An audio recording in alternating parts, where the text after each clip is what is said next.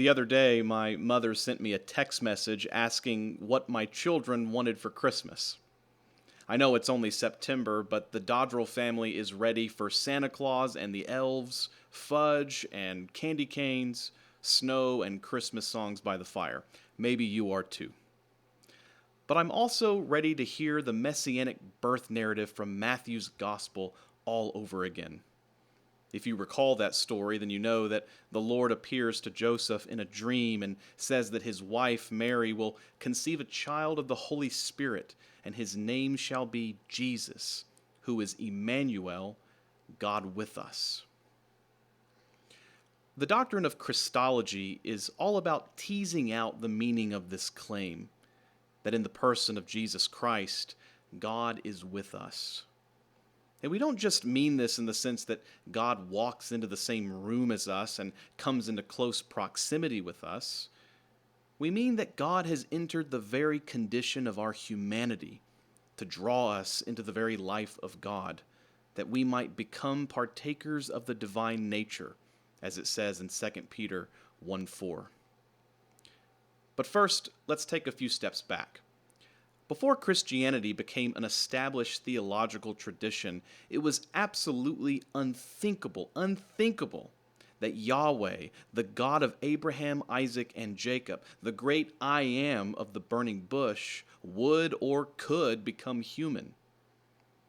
But when the early church read portions of the New Testament, or more accurately, when they heard the oral traditions that would later become the New Testament, they encountered claims like the one we find in Hebrews 1:3, where the author says that Jesus is the reflection of God's glory and the exact imprint of God's very being. Or Colossians 2:9, which says that Jesus is the one in whom the fullness of God is pleased to dwell. Or Mark 4:41, which says that even the wind and the sea obey his voice. And of course, there's John 1:1, which identifies Jesus with the Word who was with God and was God from the beginning.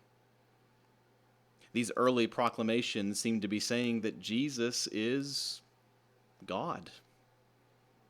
Yet the early church also encountered claims like the ones we find in Luke 2:52, which says that Jesus grew in wisdom and in years and in divine and human favor. Well, growth is something that only finite creatures can do. Then there's Hebrews 2:17, which says that Jesus became like his brothers and sisters in every respect, so that he might be a merciful and faithful high priest. He became like us in every respect, human in every respect. So you see, the early church had to grapple with these seemingly contradictory claims that Jesus was both fully divine and fully human. Not just because of what these texts and oral traditions said, but because through their worship practices, they were experiencing Jesus as both the Lord who is the divine object of their worship and as the high priest, the human high priest, who is the human subject of their worship. And so for the next 400 plus years, the church tried to figure out how to say that Jesus is both a human being and God. Before we go any further, I want to briefly address the way I phrased the dilemma a second ago. I said there's a seemingly contradictory claim that Jesus is both human and divine. You see, the reason we have such a hard time wrapping our minds around the notion that Jesus can be 100% human and 100% divine is that in our everyday experiences of creation, nothing can be both 100% one thing and 100% another thing. If Justin and I tried to become one thing together, we would naturally just compete for space. The best we could do is to cut ourselves in half and then stitch our halves together. But then it would be 50% Justin and 50% Matt. Creatures are, by definition, constituted by bounded space, such that we cannot occupy the same bounded space at once. But here's the thing. God is not a creature. God is not constituted by bounded space. Therefore, God doesn't compete for space with creatures. God's transcendence is the ground of God's immanence, God's ability to be everywhere at once.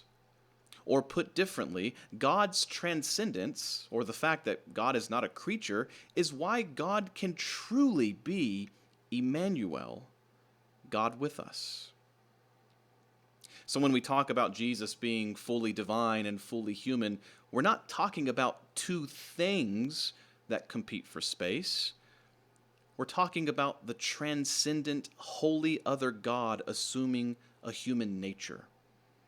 And the divine nature, which is not a thing at all, doesn't compete for space with the human nature, which is a thing. Because of God's transcendence, it's perfectly reasonable and not contradictory to say that Jesus is both fully divine and fully human. Nevertheless, it's still difficult to affirm that the eternal can become temporal, that the unchanging can become changeable, and that the omnipotent, omniscient, and omnipresent can become finite. Indeed, it seems laughable, even blasphemous, to suggest that the holy God of the universe becomes a baby boy, or that nails might be driven through God's hands, or worse still, that God might die. It's not for nothing that Paul says, "We proclaim Christ crucified, a stumbling block to the Jews and foolishness to the Gentiles." But then Paul goes on to say that God's foolishness is wiser than human wisdom. But in the 4th and 5th centuries, there were several attempts to make God's foolishness, the foolishness of the incarnation, submit to human wisdom. That's what we call heresy. According to Friedrich Schleiermacher, heresy is that which preserves the appearance of Christianity and yet contradicts its essence. Let me say that again. Heresy is that which preserves the appearance of Christianity and yet contradicts its essence. The thing about Christological heresies is that they're quite subtle. They preserve the appearance of true Christian faith, but once you really drill down into the implications of their claims, you realize that they jeopardize the integrity of the gospel. Let's look at 3 examples.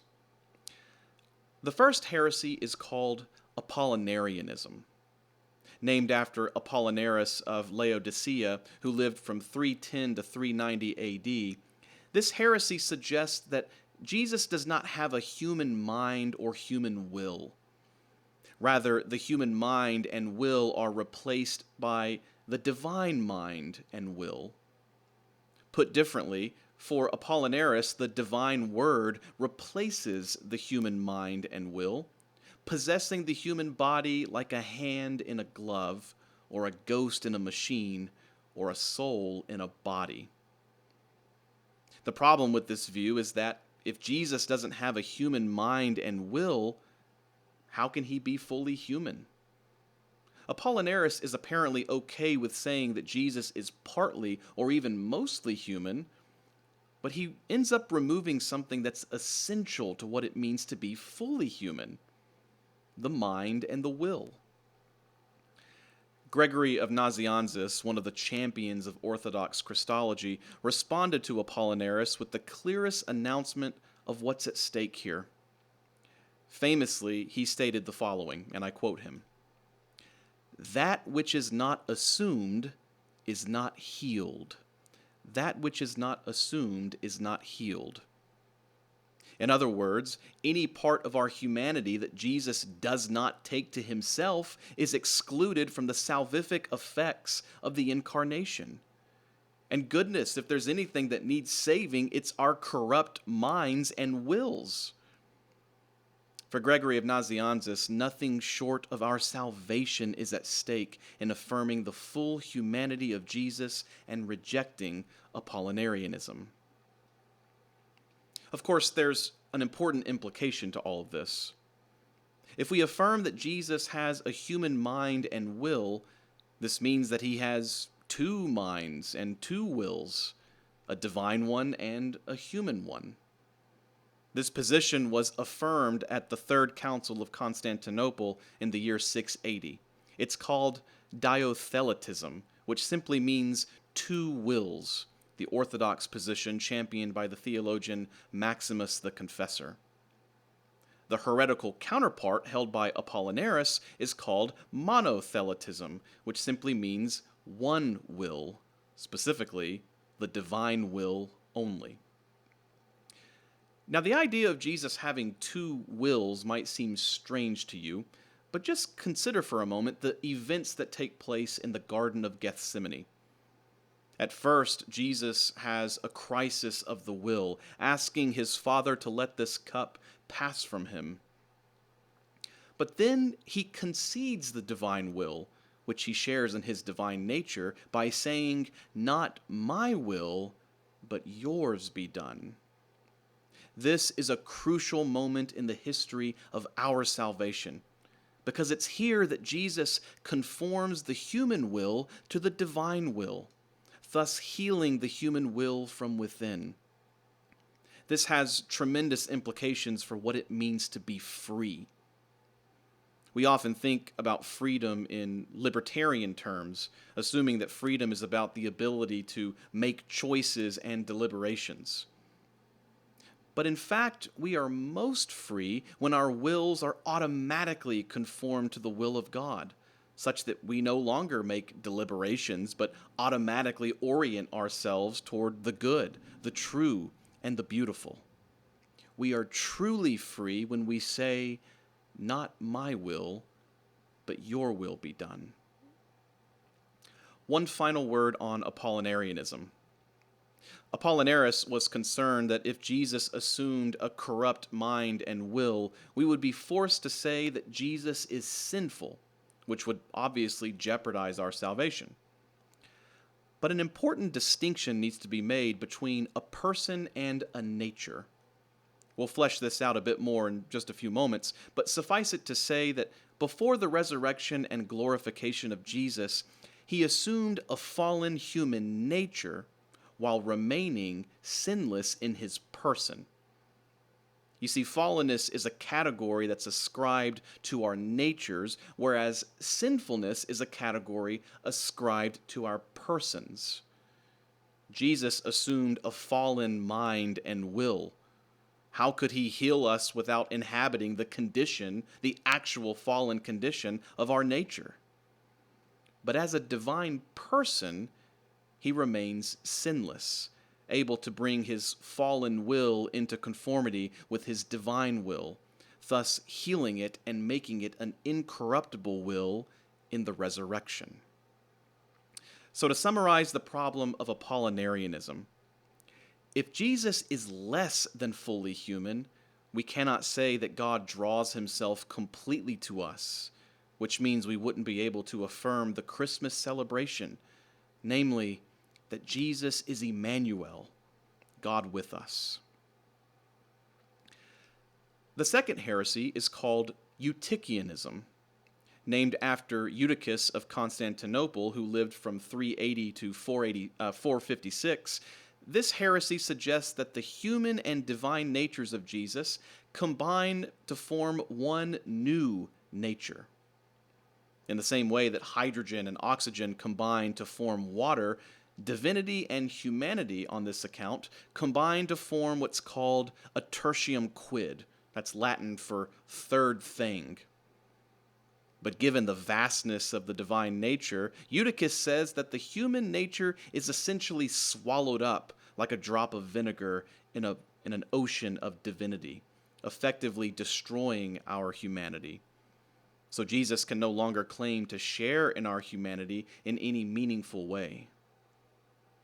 So to summarize the problem of Eutychianism, if the incarnation destroys our human nature, we cannot affirm the Christmas celebration that Jesus is Emmanuel, God with us.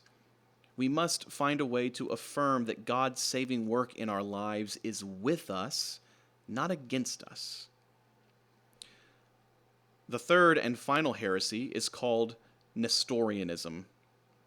named after Nestorius of Constantinople, who lived from 386 to 450, this heresy actually affirms the full divinity and full humanity of Christ, but it separates those natures in a way that insulates them from each other. This is a huge problem if we believe that through the incarnation, Jesus undoes the separation between God and humanity. You see, Nestorianism maintains that separation that exists between humanity and God. And it does that by suggesting that Jesus' divine nature does things appropriate for God, while the human nature does things appropriate for humanity. For example, on Nestorius' account, the human nature of Jesus eats, cries, suffers, and dies, but his divine nature forgives, saves, and overcomes death. Cyril of Alexandria, another champion of Orthodox Christology, vehemently opposed Nestorianism and the way in which it creates two different Jesuses. The fight between Cyril and Nestorius revolved around whether Mary, the mother of Jesus, should be bestowed with the Greek title Theotokos, which simply means the mother of God. For Nestorius, it's ridiculous to claim that God could be born, so it makes no sense to call Mary the mother of God. It's merely the human nature that's born of Mary, he says, not the divine part. See the separation? Now, this gets a little bit complicated, but Cyril basically says that rather than suggesting that the two natures exist as a composite, it's better to say that the divine Son of God takes on a new mode of existence, a human mode of existence. So according to Cyril, it's right and proper to say that Mary really is the mother of God, for it is truly God who is born of the Virgin, living his life in a human mode of existence. From the moment when Jesus was conceived in Mary's womb, the Son of God chose to be a human God, a God who is so committed to saving us that he would unite his person to our human nature in order to live all of eternity in the mode of our humanity. This is called the Hypostatic Union. The natures are united not like hydrogen and oxygen, which create a third thing. They're united not like a hand in a glove, as if the Son of God is merely wearing a bodysuit. A more fitting analogy would be the psychosomatic unity of body and soul. The soul is not like a ghost that fits inside of our bodies. Rather, the soul is the form of the body, and the body is the mode in which the soul is lived. Just as we are unities of body and soul, the hypostatic union says that Jesus is a unity of divine and human natures, or one person in two natures, a single subject, the human God. Through this real union of the human and divine, we can now affirm the Christmas celebration, that Jesus really is Emmanuel, God with us. Now let's go back to something I mentioned a few moments ago. Remember, sin is something that's ascribed to personhood, not to our natures. The reason for that is this. Sin is something we do, but only persons can do things. Persons can forgive, persons can cry, persons can save, persons can eat. But it would be absurd to suggest that natures could forgive, cry, save, or eat. I wouldn't say that my nature ate corn on the cob tonight. I would say that I did. That's my person doing the eating. Natures don't do anything. And so you cannot say, as Nestorius does, that the human nature does this and the divine nature does that. The human nature cries and the divine nature forgives. No, that's not correct. Only persons can do things. And despite having two natures, Jesus is only one divine person. But his divine person lives in the mode of humanity. That's why we can say that the person of the Son of God is truly born and he truly does grieve, suffer, and die. It's just that now Jesus does divine things humanly and human things divinely. Or he does divine things by human means and human things with a divine result. For example, he does a human thing like being born as a baby, but with a divine result, which is that God is with us. He does a human thing like dying on a cross, but with the divine result of giving us eternal life. He does a divine thing like forgiving sins, but he does so by human means, namely speech. He does a divine thing like reforming our hearts, but he does so by human means, namely leading a human life. After the church deliberated on its confrontations with Apollinaris and Eutychius and Nestorius, a council was convened in the year 451 called the Council of Chalcedon. Since the title of this series is called Back to the Basics, What Do Christians Believe?, you need to know that the Council of Chalcedon provides the standard description of what Christians believe about Christology, the person of Jesus Christ. I provided the Chalcedonian definition on the second page of your handout, and one of your discussion questions requires you to read it together. Finally, why does any of this matter?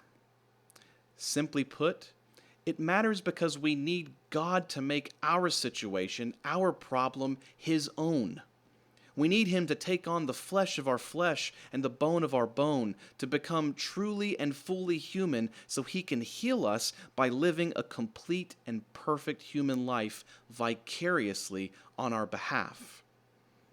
As the church father Athanasius once said, we need God to become human so that we by grace can become what God is by nature. This is called Theosis, and it describes a process of exchange that we find in 2 Corinthians 8:9, where Christ assumes the poverty of our human nature so that we can be elevated to the richness of his divine life, to become partakers of the divine nature, as it says in 2 Peter 1:4. You see, nothing less than the coherence of our salvation is at stake here. Indeed, nothing less than the Christmas affirmation is on the line, namely that in Jesus Christ, the Son of God has committed himself to truly being Emmanuel, God with us.